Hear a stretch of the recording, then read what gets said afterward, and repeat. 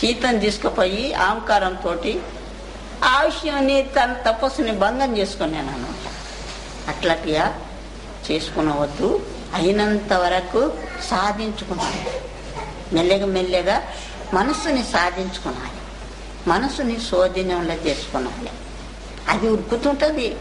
దాన్ని కృష్ణుడు చెప్పినట్ల కృష్ణుడు అర్జునుడికి ఏం చెప్తాడు? అవును అర్జున, అది అసాధ్యమే మనసుని నిలకడ చేసేది.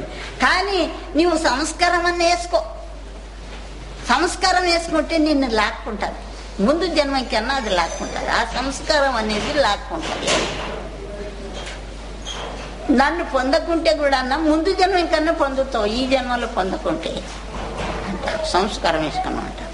ఈ యుద్ధంలో నీవు సచ్చిన మేలే బతికిన మేలే నీవు రాజ్యసుఖాన్ని బోధిస్తావు అంటాడు.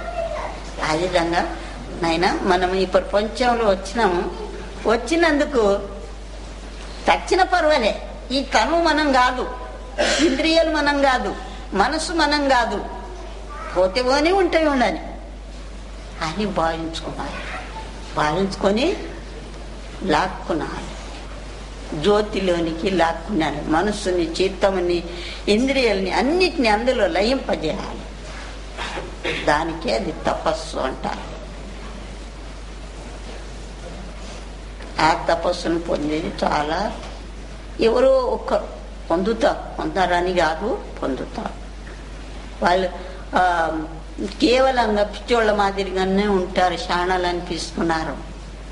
శాణాలు అనిపిస్తుంటే ఈ మాయ అంతా వదులుకున్నది, ఎంబడి చేస్తుంది.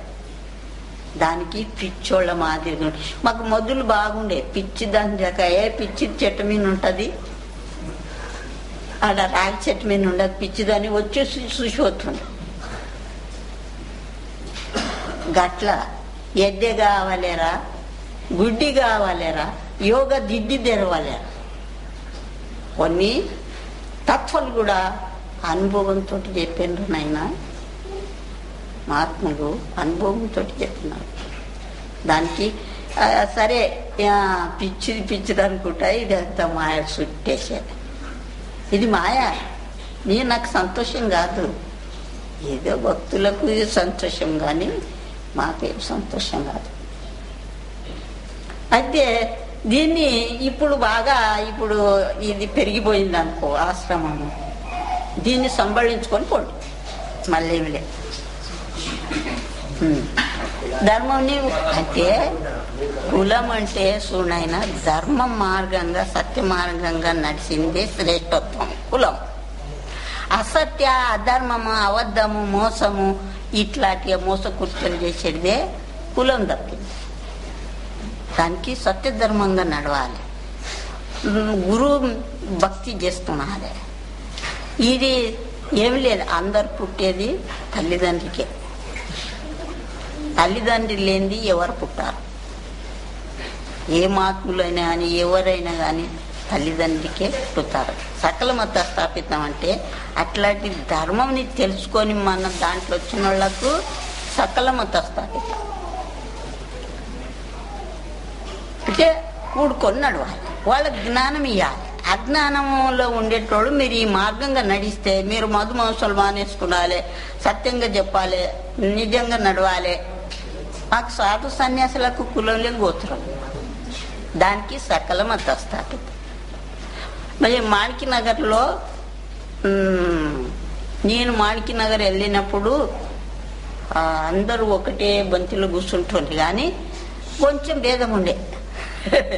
ఏ విధంగా భేదం ఉండే అంటే మహారాజు ఇట్లా ఒక్కడు కూర్చుంటుండే, అందరూ ఆయన గిమ్మన్గా కూర్చుంటుండ్రి. వడ్డించేటోళ్ళు బాపనోళ్ళే, వండేటోళ్ళు బాపనోళ్ళే, కానీ ఇంకా భేదత్వం ఉంది. అది సకల మత స్థాపిత. ఆ విధంగా ఉండాలి. భక్తులను కూడుకొని నడవాలి. భక్తులని హీనత్వంగా చూడాలి. ఇప్పుడు అందరూ కొన్ని దేవాలయాలు కూడా, ఇప్పుడు మంత్రాలయము, ఆయన భక్తుడు, ఆయన వాళ్ళు దేశించుతారు. ఎవరు బాపన్నోళ్ళు దేశించితే ఆయన స్థాపించుతాడు. అప్పుడు వాళ్ళకు అప్పుడు జ్ఞానం కలుగుతుంది. అప్పుడు మహాత్ముడు అంటారు. అప్పుడు చీర తీస్తారు. అట్లా కులగుత్రాలు అడిగారు.